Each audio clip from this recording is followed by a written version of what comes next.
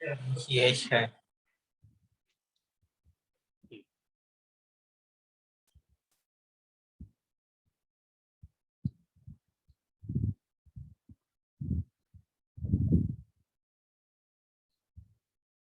Sir जी बेटा बताएं।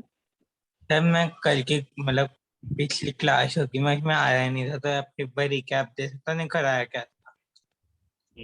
ठीक है, बात।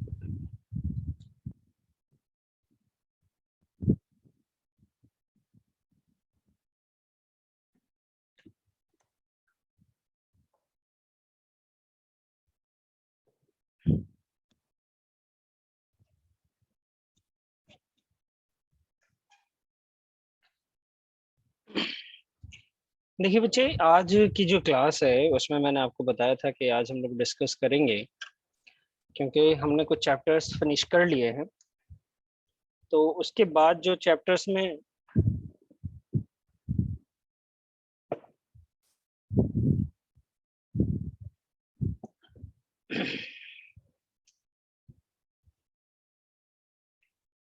जी, हम लोगों ने जी जिन जिन टॉपिक को डिस्कस करा है वो है एक जर्नल का। लास्ट क्लास में हम लोगों ने पढ़ा था लेजर, और उसके बाद सॉरी, और लेजर के बाद बेटा कैश बुक एक हम लोगों ने पढ़ रखा है पहले से। एक सब्सिडियरी बुक्स भी चैप्टर था वो। Accounting equation, basic accounting terms, ये कुछ टॉपिक ये चैप्टर्स हम पढ़ चुके हैं। आज हम लोग बात करेंगे कुछ कुछ एमसीक्यूज वगैरह, ट्रू फॉल्स वगैरह की, जो कि कुछ इस चैप्टर्स को लेकर चलेंगे हम लोग, जिससे हमें ये लगे कि हाँ भाई हमने क्या पढ़ा है, क्योंकि एग्जाम में भाई एमसीक्यू का पोर्शन बहुत ज्यादा होने वाला है।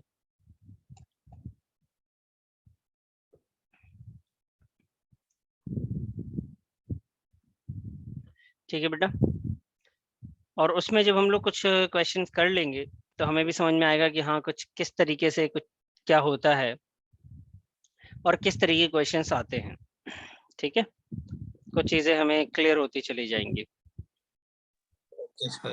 ठीक है, देखिए सबसे पहले एक बात मुझे आपको बतानी है, वो है जो थ्योरेटिकल पोर्शन के हिसाब से अगर आप देखते हैं, जैसे मैं एक क्वेश्चन आपको स्क्रीन पे दिखाता हूँ, आप ध्यान से देखिएगा।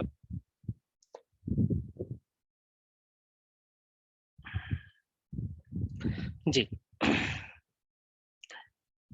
जैसे आप ये देख रहे होंगे, क्वेश्चन है लिखा हुआ the sales book is a part of journal, trading account, balance sheet, laser.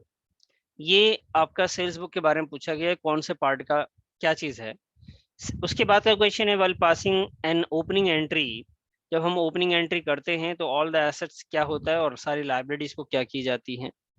और उसके बाद एक और क्वेश्चन है which account will be debit in case wages are paid for installation of machinery, कि जब मशीनरी पे। अब तो आप देखेंगे ये जो तीन क्वेश्चन है ना बेटा, तीन अलग अलग चैप्टर्स के। पहला सेल्स बुक का क्वेश्चन जो कि सब्सिडियरी बुक से है। दूसरा जो है हमारे पास ओपनिंग एंट्री, ये भी सब्सिडियरी बुक्स का है। और तीसरा जो है बेटा वो है हमारे जर्नल एंट्री से रिलेटेड। ठीक है, और इसी तरीके से अगर हम बात करें तो कुछ क्वेश्चंस और भी मैं आपको दिखा रहा हूँ। जैसे यहाँ देखिए, goods worth ₹7,000 given away as a charity would be credited to. तो ये क्वेश्चन आप जर्नल एंट्री में आपने पढ़ा था। What are the total number of subsidiary books available to record the financial transactions, कितने सब्सिडरी बुक्स होते हैं। Name the transaction that is recorded in the both the sides of the cash book simultaneously. तो आप इसको देखें तो 80% question जो है ना बेटा आपके बहुत आसान होते हैं, बहुत ही आसान होते हैं। मतलब आपने थोड़ा बहुत भी चैप्टर्स को पढ़ रखा है तो आप उसको कर सकते हैं। कुछ क्वेश्चन होता है जो ट्रिकी होता है, बस थोड़ा बहुत ही ऐसा क्वेश्चन होता है जो ट्रिकी होता है। उसके बाद है all indirect expenses are closed, which accounting is incorrect out of the following, journal proper includes the entry. तो ये कुछ है, तो मैं इसमें ना वो क्वेश्चंस जो आपके लिए बहुत आसान है उनको कवर करूंगा अभी, डायरेक्टली आपसे वो करूंगा, और आपको जो भी उसमें आंसर्स मालूम हो आप मुझे बताते भी चलेंगे। और अगर आपने नहीं पढ़ा है तो उसको भी मैं थोड़ा सा बता दूंगा जिससे आपको क्लियर हो जाए, क्योंकि इतने सारे चैप्टर पढ़े अब तक हमने कोई भी एक चैप्टर को लेके क्वेश्चंस नहीं बनाए हैं, एमसीक्यूज टाइप के क्वेश्चंस नहीं बनाए, तो उसको हम लोग डिस्कस करना हमारे लिए जरूरी हो जाता है। आइए तो हम लोग स्टार्ट करते हैं कुछ यहाँ से।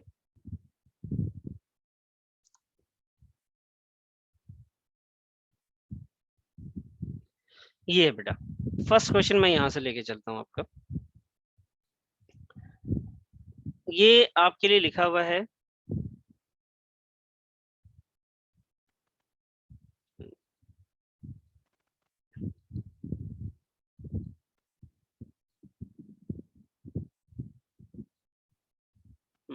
एक मिनट जी बेटा। while passing an opening entry all the assets are, ये जितने भी एसेट्स है उसका आप क्या करेंगे, and all the liabilities are, उसका क्या किया जाता है। तो आप मेरी बात को बहुत ध्यान से सुनने की कोशिश करेंगे और मैं आपको यहाँ पे आपको समझाता भी हूँ साथ साथ में। देखिए बेटा, पहली बात आपको समझनी है कि सर ओपनिंग एंट्री होती क्या है।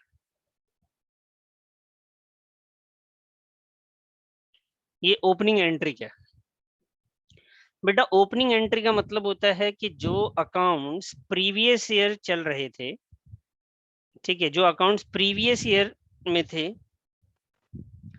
और फिर जब नेक्स्ट ईयर हमारा स्टार्ट होगा तो पता प्रीवियस ईयर में जितने भी टाइप के अकाउंट होते हैं, हम टोटल 5 टाइप के अकाउंट की बात करते हैं। एक होता है बेटा हमारे पास एक्सपेंसेस का अकाउंट हम लोग बनाते हैं, एक इनकम का अकाउंट हम लोग बना लेते हैं, और एक रेवेन्यू का अकाउंट होता है, एक एसेट्स का अकाउंट होता है, और एक लाइबिलिटी की अकाउंट होती है। इनकम और एक्सपेंसेस का रूल ये है कि एक्सपेंसेस जिस साल का है उसी साल रिकॉर्ड किया जाएगा, उसके बाद की कहानी नहीं है, उसको कैरी फॉरवर्ड नहीं करते। कि जैसे एक बात बताऊं कि आपने 2000 रुपए लास्ट ईयर खर्च किए थे, तो आपने 1000 रुपए इस बार खर्च कर दिया, तो आप ये नहीं बोलेंगे टोटल खर्चे मेरे 3000 रुपए, आप ऐसा नहीं बोल सकते। आप बोलेंगे कि भाई 2000 पिछले साल का, 1000 करंट ईयर। तो करंट ईयर में जो खर्चे आप लेंगे किसी भी इनकम से माइनस करने के लिए, वो करंट ईयर का ही लेंगे। तो एक्सपेंसेस को नेक्स्ट ईयर जितना प्रीवियस ईयर का रहता है वो प्रीवियस ईयर ही रुक जाता है, उसको कैरी फॉरवर्ड नेक्स्ट ईयर नहीं ले चलते। इनकम जितना पिछले साल का था वो इनकम पिछले साल का था, उस इनकम को आगे नहीं रिकॉर्ड करते, ठीक है। वो इनकम बोले तो रेवेन्यू और इनकम, उसको आगे हम लेके नहीं चलते, ठीक है जी। लेकिन इसमें एक होता है कैपिटल, एक एसेट्स और एक लायबिलिटी। एसेट्स, पिछले साल आपके पास 20 लाख की बिल्डिंग थी, आज उस बिल्डिंग की कीमत 30 लाख की हो गई, तो आप ये नहीं बोलोगे कि आज सिर्फ 10 लाख की बिल्डिंग हमारे पास है, आप टोटल उसको 30 लाख बताओगे। तो बिल्डिंग जो होता है बेटा, जितना एसेट्स होता है वो कैरी फॉरवर्ड होता है, वो नेक्स्ट ईयर चला जाता है। जितनी लायबिलिटी, जो कर्ज पिछले साल आप नहीं पे कर पाए हो, वो अभी तक आपके ऊपर कर्ज होगा, ठीक है जी। और जितना कैपिटल आपने इन्वेस्ट किया था उसमें से कुछ विड्रॉ नहीं हुआ, तो वही कैपिटल आगे कैरी फॉरवर्ड होगा। तो जब इस पिछले साल की चीजों को नेक्स्ट ईयर में कैरी फॉरवर्ड करते हैं, ध्यान से समझिएगा, कैरी फॉरवर्ड करते हैं, तो बेटा उसे कहते हैं, साल के स्टार्टिंग में एक एंट्री करनी पड़ती है, उस एंट्री को कहते हैं हम लोग ओपनिंग एंट्री। इस ओपनिंग एंट्री में होता क्या है, किसी एसेट्स को हमने खरीदा नहीं होता है, लेकिन जितने भी एसेट्स होते हैं उसको हमें रिकॉर्ड करना होता है, सबको डेबिट कर देते हैं, और सारी लाइबिलिटीज को, सारे कैपिटल को, इनको हम क्रेडिट कर देते हैं। ये रूल होता है ओपनिंग एंट्री का। बात समझ में आई? बताइए बेटा सब लोग, क्लियर है ये ओपनिंग एंट्री क्या होती है? मनबीर, स्पष्ट, यस सर। तने, क्लियर है बेटा? Yes sir. ठीक। अब इसका जवाब मेरे को आप अपने सामने बताइए, इसका क्या होगा, फर्स्ट वाले का जो है आपके हिसाब से क्या होगा? कि while passing an opening entry, जब आप ओपनिंग एंट्री करेंगे तो all assets are and all liabilities are debited and credited. पहली बात आपको बिल्कुल अच्छे से क्लियर हो गई होगी। अब आते हैं जी सेकंड पे, which account will be debit in case of wages are paid for installation of machinery. तो इस पे आते हैं बेटा, इसकी बात को भी आप समझते हैं।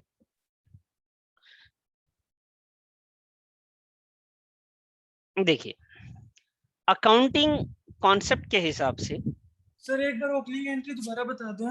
हाँ बेटा बता देता हूँ। ओपनिंग एंट्री का मतलब है वो सारे एसेट्स, वो सारी लायबिलिटीज जो कि प्रीवियस ईयर में थी उसको नेक्स्ट ईयर अपने हिसाब में कैरी फॉरवर्ड करना, नेक्स्ट ईयर उसको लेके चलना, उसको कहते हैं ओपनिंग एंट्री।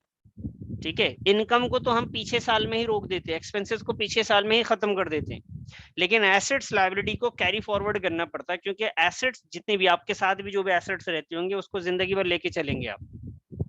पे कर देंगे लायबिलिटी तो ठीक है, वरना तो वो बोझ हमारे ऊपर रहेगा। तो ओपनिंग एंट्री उसके लिए एक एंट्री पास करनी पड़ती है। जब भी नेक्स्ट ईयर में हम लाते हैं उसको, प्रीवियस ईयर की चीज को नेक्स्ट ईयर में लेके आते हैं तो उसे ओपनिंग एंट्री कहते हैं बेटा। ठीक है, प्रीवियस ईयर के एसेट्स और लायबिलिटी को जब नेक्स्ट ईयर में रिकॉर्ड किया जाता है स्टार्टिंग में, तो उसे ओपनिंग एंट्रीज कही जाती है, और उसमें एसेट्स को डेबिट करा जाता है और जो लायबिलिटी और कैपिटल है उसको हम क्रेडिट कर देते हैं। बताइए बेटा, क्लियर है? Yes sir.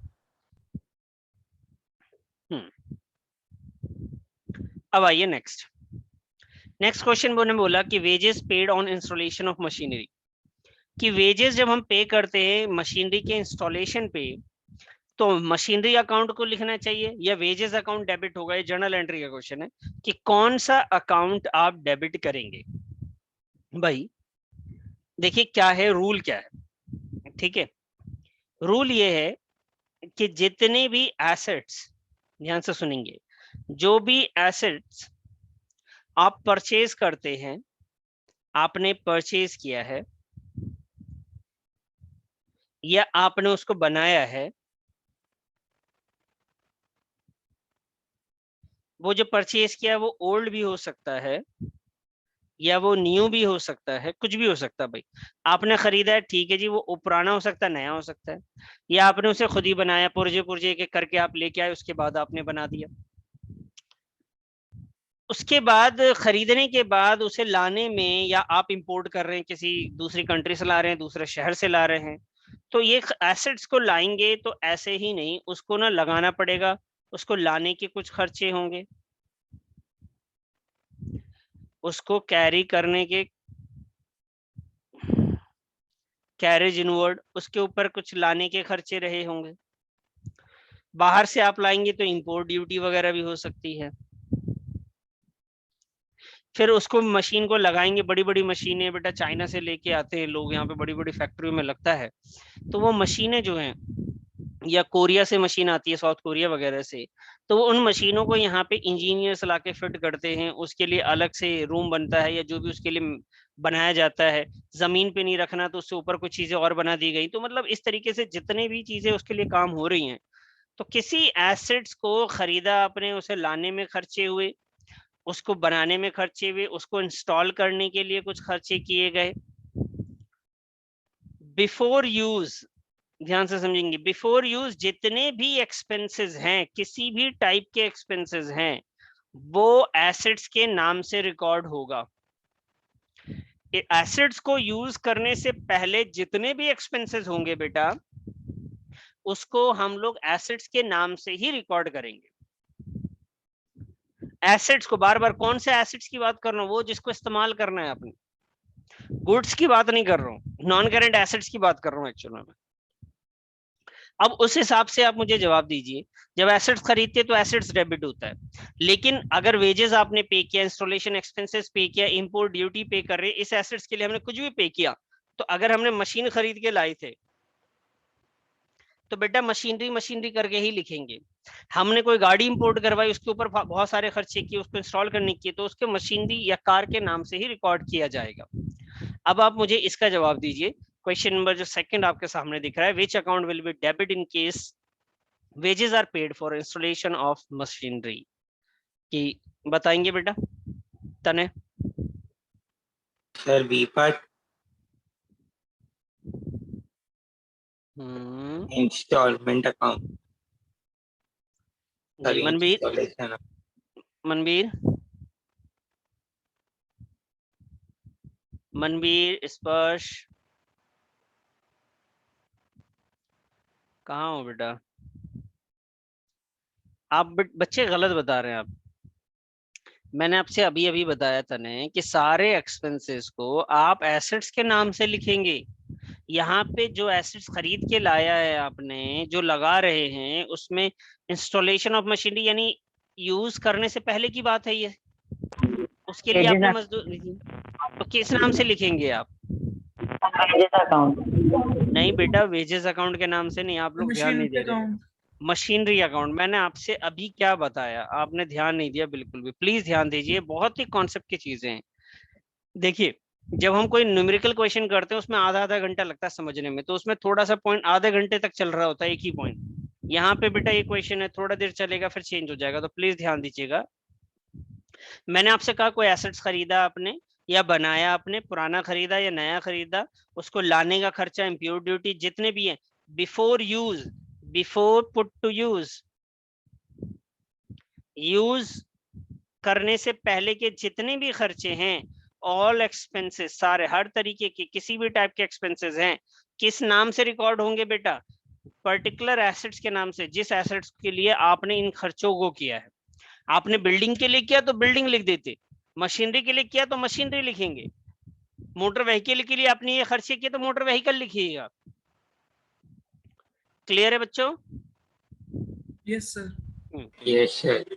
तो यहाँ पे क्या आएगा? यहाँ पे जवाब आएगा बेटा मशीनरी अकाउंट। यहाँ पे क्या आएगा? Machinery account. ये दो सवाल मैंने आपके क्लियर करे। पहला, ओपनिंग एंट्री में एसेट्स को क्या करना है? डेबिट, और सारी लाइबिलिटीज को भी क्या करना है? क्रेडिट। अच्छा सर, सेकंड क्वेश्चन में जब भी कोई इंस्टॉलेशन पे एक्सपेंसेस, एसेट्स के इंस्टॉलेशन पे एक्सपेंसेस हो रहे हैं, तो एसेट्स के नाम से रिकॉर्ड होगा। थर्ड पॉइंट पे आते हैं जी। थर्ड पॉइंट कहता है कि goods worth ₹7,000 given away as a charity would be credited to. जब आप चैरिटी पे किसी गुड्स को बांटते हैं, दान आप करेंगे, तो आप क्रेडिट किसको करिएगा? बेटा डेबिट हम लोग किसको करते हैं? आपको एंट्री याद है क्या? अगर एंट्री याद है बहुत अच्छी बात है। इसकी जर्नल एंट्री हुआ करती थी, charity account debit to purchases account. मैं आपको इसकी एंट्री बताऊं, इसकी एंट्री करा करते थे हम लोग, charity account debited to purchases account. ठीक है, चैरिटी अगर गुड्स आप दे रहे हैं तो चैरिटी टू परचेजेस होता है। उनका सवाल है कि क्रेडिट कौन सा अकाउंट होगा, तो बताइए कौन सा अकाउंट क्रेडिट हो रहा है बेटा? Sir purchases account. Very good. तो हम ना परचेजेस ही यहाँ पे लिख देंगे बच्चे। सर अगर हमने चैरिटी में गुड्स की जगह कैश दिया है तो क्या लिखेंगे? तो बेटा वहां पे टू कैश आ जाएगा। Okay sir. आपने अगर कैश किया है तो आपका कैश आएगा वहां पे, ठीक है? Yes sir. एक मिनट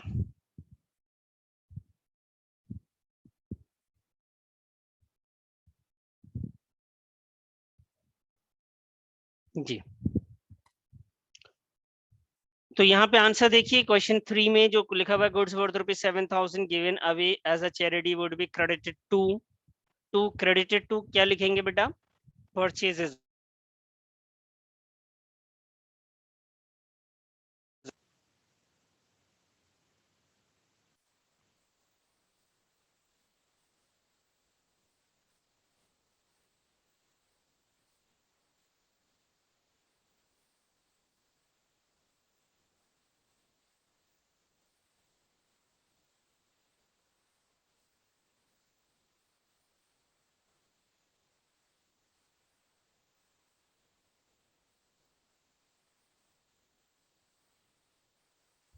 सर आपकी आवाज नहीं आ रही।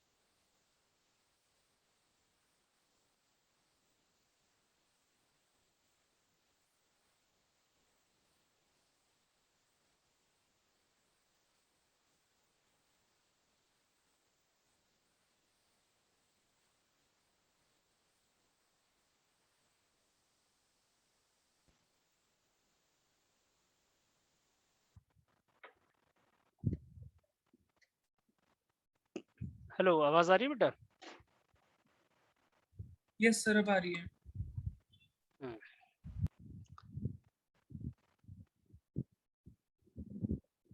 तो हमने बात करी थी थर्ड क्वेश्चन की। थर्ड क्वेश्चन में परचेजेस को हम लोग क्या कर रहे हैं बेटा? क्रेडिट करेंगे। परचेजेस अकाउंट को हम लोग क्रेडिट कर देंगे। चलिए जी, अब बात करते हैं नेक्स्ट क्वेश्चन की। एक मिनट, थोड़ा सा प्रॉब्लम हो रही है मुझे।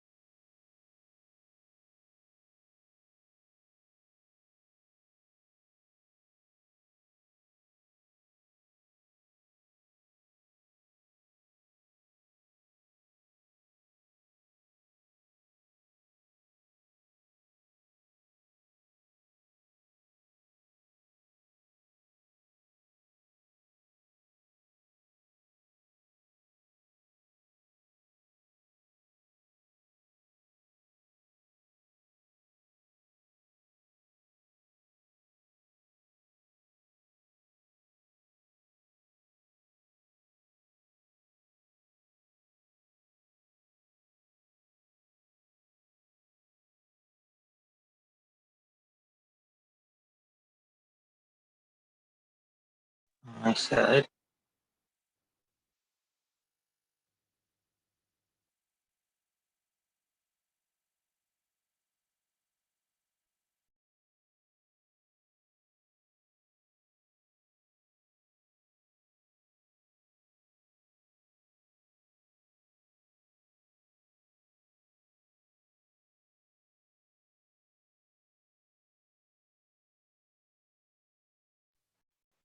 जी, क्या कह रहे थे बताए तो? Purchase, sales, purchase, return, sales, return. जी बेटा।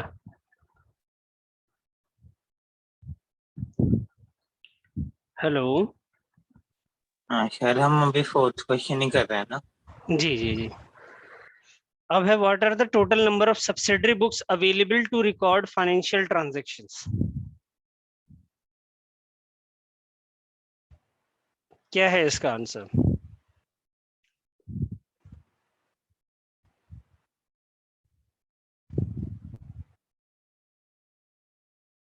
मालूम है?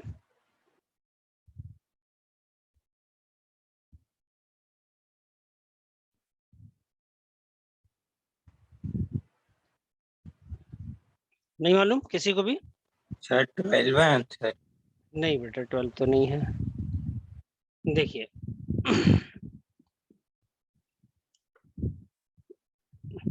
देखिए जो सब्सिडरी बुक्स होती है ना बेटा, वो क्या क्या होती है मैं आपको पहले बता देता हूँ। एक होता है बेटा परचेज बुक, एक है sales book, purchase return book, sales return book, फिर है cash book, bills payable book, bill receivable book और जर्नल प्रॉपर।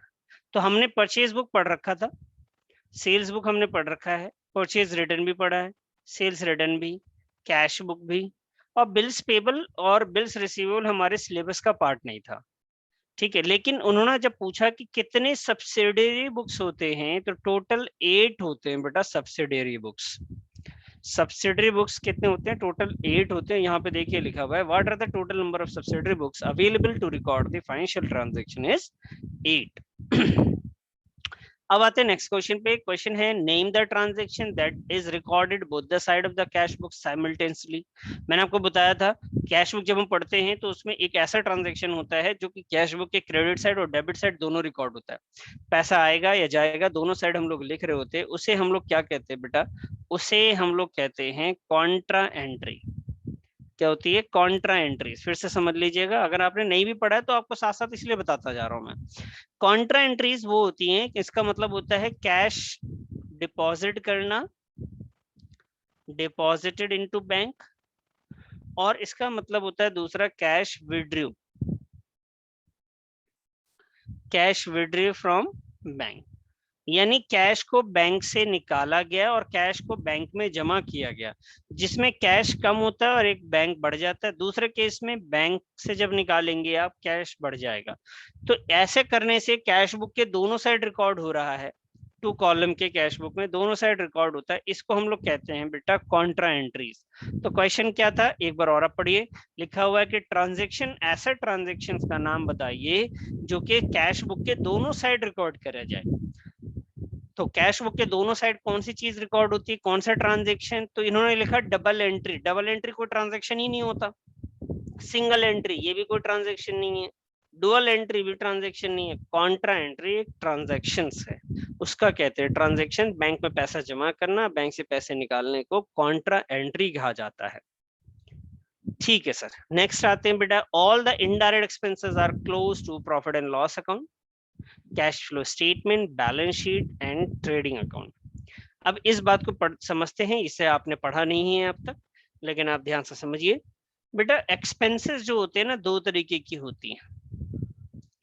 एक्सपेंसेस 2 होती हैं, एक होती है बेटा डायरेक्ट एक्सपेंसेस और एक होते हैं बच्चे इनडायरेक्ट एक्सपेंसेस। ठीक है जी। डायरेक्ट एक्सपेंसेस जो है ना वो ट्रेडिंग अकाउंट में रिकॉर्ड किया जाता है। एंड में सारे डायरेक्ट एक्सपेंसेस ट्रेडिंग में जाता है, और indirect expenses profit and loss account में रिकॉर्ड किया जाता है। अब सवाल है कि सर ये डायरेक्ट एक्सपेंस क्या होता है, इनडायरेक्ट क्या होता है? तो अगर किसी फैक्ट्री में 2 प्रोसेस है कि सामान आएगा और फैक्ट्री में जाके बनेगा, पैक होगा, और उसके बाद जाके गोडाउन से निकल के जाके शोरूम में जाके बेचा जाएगा। तो बेटा ये फैक्ट्री तक से पहले जितने भी खर्चे हैं वो डायरेक्ट हो जाते हैं, और फैक्ट्री के बाद वाले जितने एक्सपेंसेस होते हैं वो इनडायरेक्ट हो जाते हैं। ठीक है, तो डायरेक्ट एक्सपेंसेस को ट्रेडिंग अकाउंट में लिखा जाता है। ये चैप्टर नंबर 18 में हम लोग जाके पढ़ेंगे ये पूरा डिटेल में। बस अभी आपको ये याद करना है कि डायरेक्ट एक्सपेंसेस ट्रेडिंग अकाउंट में लिखा था, indirect expenses profit and loss account में लिखा जाता है। आइए क्वेश्चन का आंसर देखें। All the indirect expenses are close to profit and loss account. सारे इनडायरेक्ट एक्सपेंसेस को हम लोग कहाँ रिकॉर्ड करते हैं बेटा? प्रॉफिट एंड लॉस अकाउंट में हम लोग रिकॉर्ड कर रहे होते हैं। नेक्स्ट क्वेश्चन है which accounting equation is correct? Incorrect out of the following. इनमें से कौन सा जो है बेटा वो गलत है? सबसे पहला सवाल है कि गलत कौन सा है। सही नहीं बताना आपने, आपको पूछा गया है कि आप बताइए जो गलत है वो बता दीजिए। तो देखिए अकाउंटिंग इक्वेशन आप लोगों ने अगर पढ़ा है तो अकाउंटिंग इक्वेशन की क्या होता है, अकाउंटिंग इक्वेशन ध्यान से समझिएगा। देखिए अकाउंटिंग इक्वेशन में ना बेटा हमने पढ़ा था कि asset is equal to capital plus liability होती है। क्या होता है sir? Assets is equal to capital plus liability. अच्छा इसको मैं और कैसे कैसे लिख सकता हूँ? Assets minus capital is equal to liability, minus में आ गया इधर। और कैसे लिख सकता हूँ? Assets minus liability is equal to capital. तो मेरे पास ये 3 ऑप्शन है लिखने के ऐसे एसेट्स को हिसाब से। Assets is equal to capital plus liability, liability is equal to assets minus capital, और capital is equal to assets minus liability.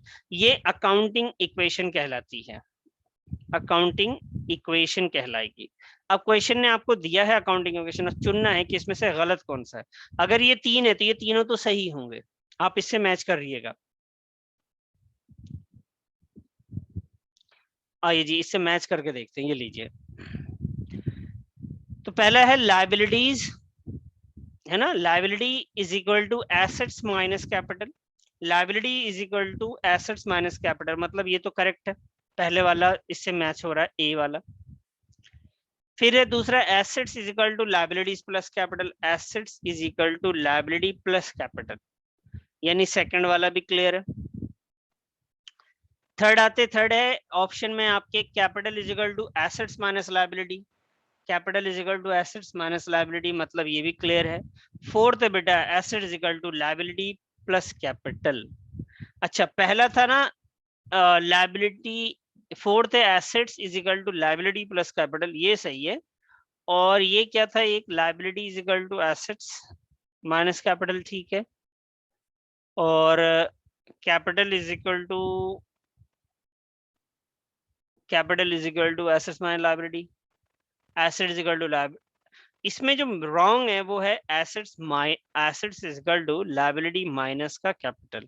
Assets is equal to liability minus capital नहीं हो सकता पॉसिबल बेटा, वो तो एसेट्स इज इक्वल टू, मैं कह रहा हूँ कि asset is equal to liability minus capital नहीं हो सकता, ये रॉन्ग है, ठीक है, ये रॉन्ग है। ये कौन सा पार्ट है, बी वाला।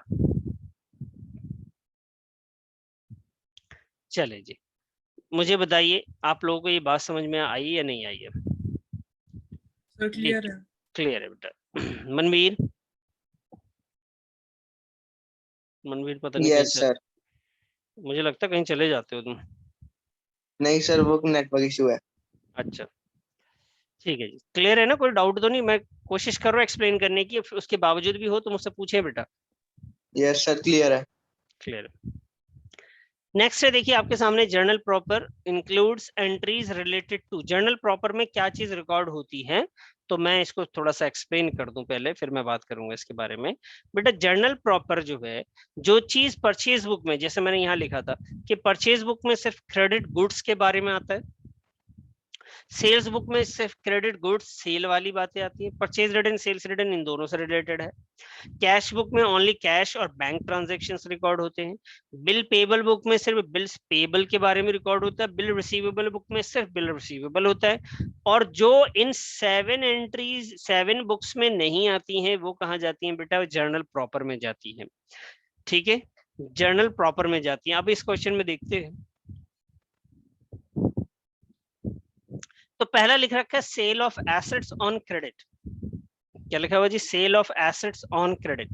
तो बेटा sale of assets on credit जो है, एसेट्स का सेल होना, एसेट्स का सेल होना वो कहाँ रिकॉर्ड होगा, तो बेटा एसेट्स का सेल होना इसमें भी नहीं आता, इसमें भी नहीं आता, इसमें भी नहीं, इसमें गुड्स आता है, इसमें गुड्स आता है। यहाँ पे कैश और बैंक आती है, बिल्स पेबल है, बिल रिसीवेबल है। तो एसेट्स क्रेडिट पे जब सेल होगा तो कहाँ जाएगा बेटा, जर्नल प्रॉपर में जाएगा। कहाँ जाएगा, जर्नल प्रॉपर में जाएगा। क्वेश्चन यही था, उन्होंने बोला sale of assets for cash, क्या जर्नल प्रॉपर में जाता? नहीं जी, एसेट्स अगर कैश में बिक रहा है तो कैश बुक में जाएगा। Sale of goods for cash, बेटा गुड्स भी कैश में बिक रहा है तो कैश बुक में जाएगा। Sale of goods on credit, credit में गुड्स बेच रहे हैं आप तो परचेजेस बुक में जाएगा, ठीक है जी, कहाँ जाएगा, परचेजेस बुक में जाएगा। तो पहला जो आंसर है इसका, sale of assets on credit, वो जर्नल प्रॉपर में जाएगा, यानी फर्स्ट आंसर जो है वो आपका करेक्ट है इसके हिसाब से। अब आते हैं, business transactions are recorded in chronological order weekly at the end of the month and all of these, इसको आप समझ लें। जितने भी ट्रांजैक्शंस होते हैं, जो भी ट्रांजैक्शन, पिछले वाले क्वेश्चन का क्या आंसर था? assets sold on credit, assets अगर हम क्रेडिट में सेल करेंगे तो वो कहाँ रिकॉर्ड होगा बेटा, जर्नल प्रॉपर में होगा। उनका सवाल था कि जाएगा कैश बुक में तो कैश की चीजें जाएंगी, sales तो book क्रेडिट से है, वो तो गुड्स सेल जाता है। अगर आप गुड्स बेचेंगे तब ना जाएगा, लेकिन बिल्डिंग बेच देंगे, फर्नीचर बेच देंगे, वो तब थोड़ी ना जाएगा वहां। Okay sir. ठीक है, अब आइए नेक्स्ट।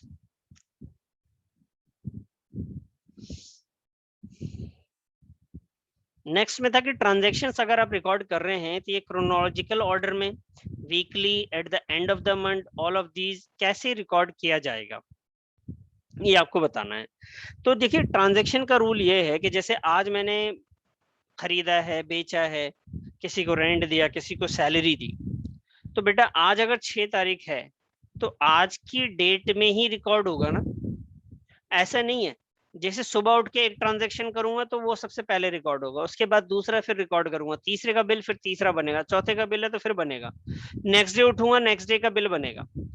अब ऐसा नहीं कि आज एक खरीदा है और आज वाला बिल मैं 6 महीने बाद लिखूं, 6 महीने बाद वाला पहले लिख दूं, एक हफ्ते के बाद लिख लूं, जब मर्जी आ रही लिख रहा हूं, जब मर्जी आ रही नहीं लिख रहा हूं। ऐसे चीजों को रिकॉर्ड नहीं किया जाता। ठीक है जी, ऐसे चीजों को रिकॉर्ड नहीं किया जाता। तो अब सवाल ये है कि सर आपका कहने का मतलब ये हो गया कि वीकली रिकॉर्ड नहीं होता। नहीं जी, वीकली नहीं होता। ऐसा नहीं कि सारे ट्रांजैक्शन को एक हफ्ते का रिकॉर्ड कर ले कि हाँ भाई एक हफ्ते में ये खर्चे हुए, ऐसे नहीं होता जी। डे वाइज रिकॉर्ड होता है, रोज का रोज होगा, 1 तारीख 2 तारीख 3 तारीख वाला होगा ना, इक्के महीने में होगा ना वीकली होगा। तो कैसे होगा? क्रोनोलॉजिकल ऑर्डर में। बेटा क्रोनोलॉजिकल ऑर्डर का मतलब है जो अभी हुआ, जो पहले हुआ उसको पहले रिकॉर्ड करना, फिर उसके बाद वाले को रिकॉर्ड करना, फिर उसके बाद वाले को रिकॉर्ड करना, फिर उसके बाद वाले को रिकॉर्ड करने को कहते हैं क्रोनोलॉजिकल ऑर्डर। तो बिजनेस ट्रांजेक्शन्स को कैसे आप रिकॉर्ड करेंगे? क्रोनोलॉजिकल ऑर्डर में ही रिकॉर्ड करेंगे। बताइए बात क्लियर है बेटा आपको ये सब? Yes sir. ठीक है जी, नेक्स्ट पॉइंट की तरफ मैं बढ़ता हूँ। क्वेश्चन है withdrawal of cash from business by the proprietor. मालिक ने अगर बिजनेस से पैसे निकाले हैं तो आप क्रेडिट क्या करोगे, ये सवाल है। तो मैं इसकी जर्नल एंट्री आपको दिखाता हूं। पहले जब मालिक को बिजनेस से पैसा निकालता है तो बेटा इसकी एंट्री होती थी drawings account debit to cash. क्या होती है जी? Drawings account debit to cash. तो उन्होंने आपसे सवाल पूछा क्रेडिट क्या करेंगे, उन्होंने पूछा होता डेबिट क्या करेंगे तो ड्रॉइंग करते, उन्होंने पूछा क्रेडिट क्या करोगे भाई साहब आप, तो ये लो जी, हमारे पास ए बी सी जो भी आंसर्स हैं उसके हिसाब से आप क्या क्रेडिट करोगे। यहाँ पे क्या क्रेडिट करोगे, ए बी सी या डी, किसको क्रेडिट करेंगे? तो भाई हमारे हिसाब से कैश, सी को हम लोग क्रेडिट करेंगे। क्लियर है? हम लोग किसको क्रेडिट करने वाले हैं बेटा? सी को क्रेडिट करेंगे।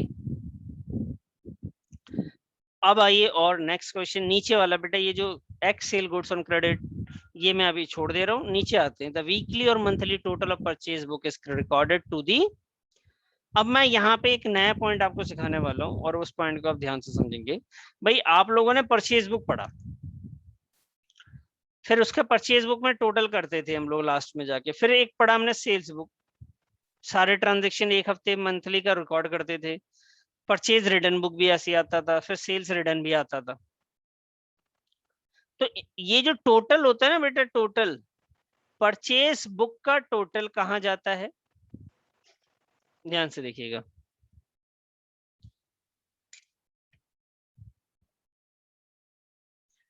परचेज बुक का जो टोटल है ना बेटा, वो परचेज अकाउंट में रिकॉर्ड होता है बेटा, परचेज अकाउंट में। अच्छा जी, सेल्स बुक का टोटल कहाँ जाता होगा फिर? उसका टोटल कहाँ जाता होगा भाई? तो वो जाता है सेल्स अकाउंट में, सेल्स बुक। अच्छा सर, परचेज रिटर्न बुक का कहाँ जाता है? तो सर परचेज रिटर्न अकाउंट में जाता है, अकाउंट में ट्रांसफर हो जाता है। Fourth point, sir sales return का टोटल कहाँ जाता है सर? तो बेटा ये सेल्स रिटर्न अकाउंट में चला जाता है। सर पांचवा जो बिल्स पेबल था सर और बिल्स रिसीवेबल था, बेटा पेबल का पेबल अकाउंट में चला जाता है, बिल्स पेबल अकाउंट में जाता है, और बिल रिसीवेबल बुक, ये बुक्स है सारी,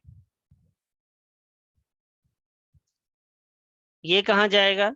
तो बेटा ये बिल्स रिसीवेबल अकाउंट में चली जाएंगी। तो ये हम लोगों ने पढ़ रखा था, ठीक है। इसका टोटल जो होता है परचेज बुक का कहाँ जाता है, ये सवाल था आपसे। तो अब आइए सवाल एक बार और पढ़ लीजिए। क्वेश्चन है, नीचे लिखा हुआ था वीकली और मंथली, क्योंकि उसमें हफ्ते का या एक महीने का ही टोटल करते थे। वो टोटल अगर होता है तो परचेज बुक का टोटल कहाँ जाएगा? इसमें सवाल परचेज बुक का पूछा है, नेक्स्ट टाइम आपसे सेल्स बुक का पूछा जा सकता है, परचेज रिटर्न या सेल्स रिटर्न का पूछा जा सकता है। तो परचेज बुक का टोटल कहाँ जाएगा बच्चे, ये आपका जवाब है। मैं आपसे सवाल पूछता हूँ, आप मुझे बताएं। तने, मनवीर, बताइए बेटा कहाँ जाएगा? तहा,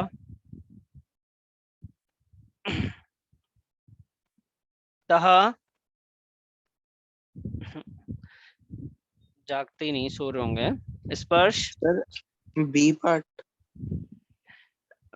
बी पार्ट परचेज अकाउंट में जाएगा, बिल्कुल सही है। लेकिन अब सवाल है कि सर परचेज अकाउंट में डेबिट होगा या क्रेडिट होगा। अब इस बात को भी समझना है कि वो डेबिट होगा या फिर क्रेडिट होगा। तो ध्यान से देखिएगा, मेरी बात को अच्छे से समझिएगा। और परचेज इसमें बी अकाउंट, पार्ट नहीं होना चाहिए था। मैं अभी बताता हूँ बेटा। परचेज अकाउंट हमेशा डेबिट होता है, सेल्स बुक हमेशा क्रेडिट होता है, परचेज रिटर्न क्रेडिट है, सेल्स रिटर्न डेबिट है। हमेशा सेल्स का उल्टा होता है, ये इसका उल्टा होता है।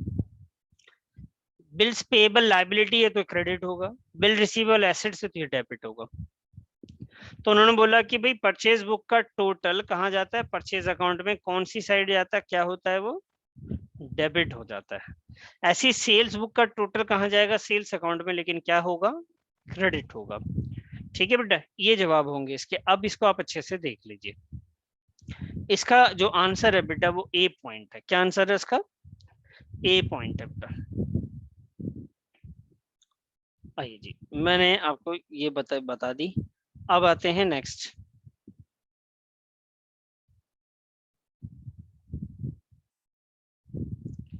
ये देखिए, ये बहुत आसान सा क्वेश्चन है बेटा। लिखा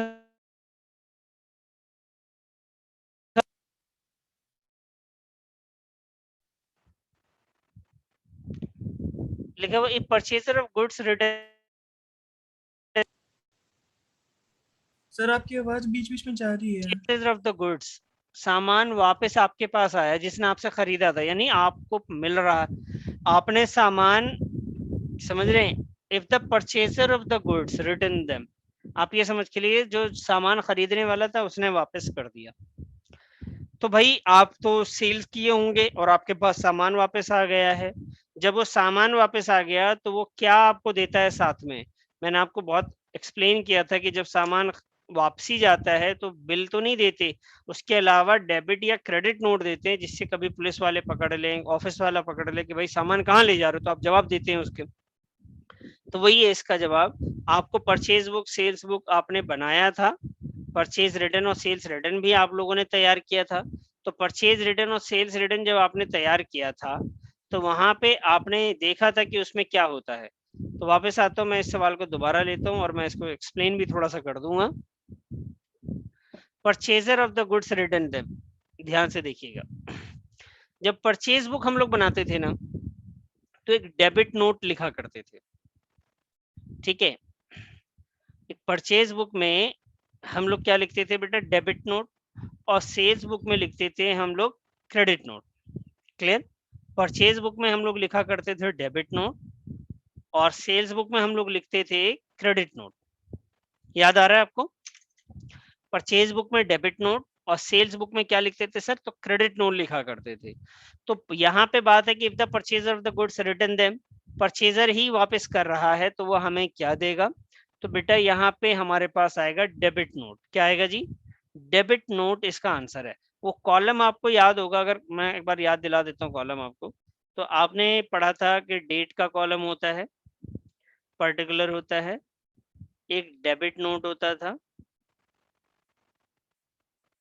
डिटेल्स, अमाउंट, ठीक है, उसके बाद CGST, SGST, इस टाइप से हम लोग बुक बनाते थे बेटा।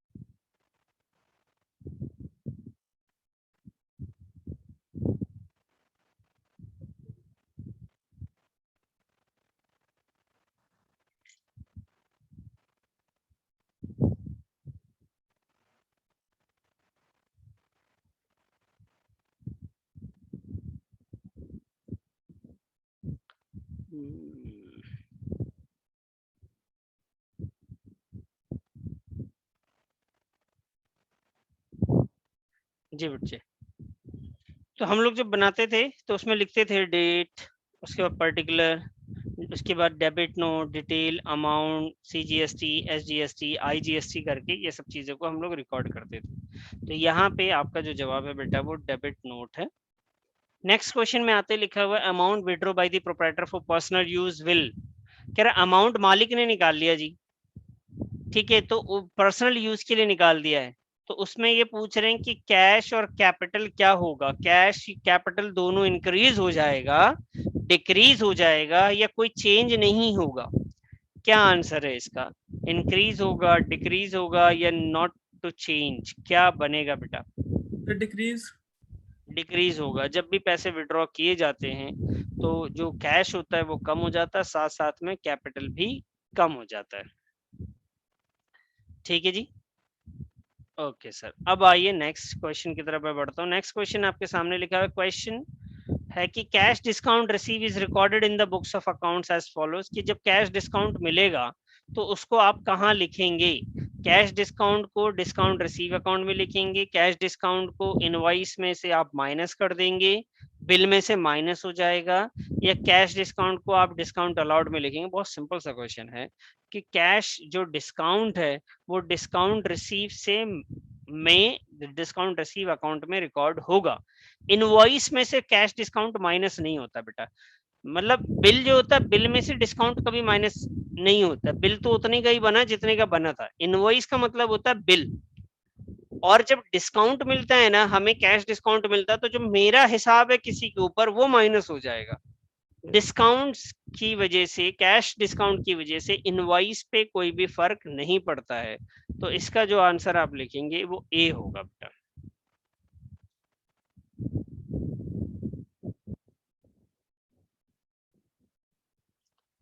अब आइए जी, इसके बाद भी हमने बहुत सारे टॉपिक कर रखे हैं ना, तो उसमें से बहुत सारी चीजें रिवाइज होती जाएंगी। ये लीजिए लिखा हुआ बैलेंस इन पेटी कैश बुक इज, बैलेंस इन पेटी कैश बुक क्या होता है? पेटी कैश बुक आप जानते हैं, याद है आपको? Yes sir. क्या होता है बेटा पेटी कैश बुक? सर जो मेन कैशियर के नीचे जो छोटा कैशियर होता है उसकी कैश बुक। अब उसके पास कुछ पैसे बच गए, उन्होंने बोला बैलेंस इन पेटी कैश बुक। मान लो आपने 500 रुपए दिए थे तो 200 रुपए उसके पास बच गए, वो 200 रुपए को आप एसेट्स मानते हो, कंपनी एसेट्स मानेगी, या उस कंपनी के लिए वो एक्सपेंस है, कंपनी के लिए लायबिलिटी है, या कंपनी के लिए प्रॉफिट है? क्या है? Sir expense. क्या वो पैसा वो आपको लगता है कि वो वापस नहीं मिलेगा? अगर चाहे तो आप ले सकते कि नहीं? उस पर आपका हक है कि नहीं है? कंपनी का हक है कि नहीं है? सर है। है ना, वो तो हमने किसी को दिया थोड़ी ना, वो तो हमने अपने एम्प्लॉय को दिया कि भाई ठीक है ये रखो, खर्चे होंगे तो कर देना, नहीं होंगे तो अपने पास रख लेना। तो बेटा ये एसेट्स है। बैलेंस इन पेटी कैश बुक जो होता है, बैलेंस बचा हुआ पैसा जो पेटी कैश बुक में है, वो हमारे लिए एसेट्स है। क्लियर? Yes sir. अच्छा, रियल अकाउंट याद है? रियल अकाउंट में क्या क्या आता था? हम्म,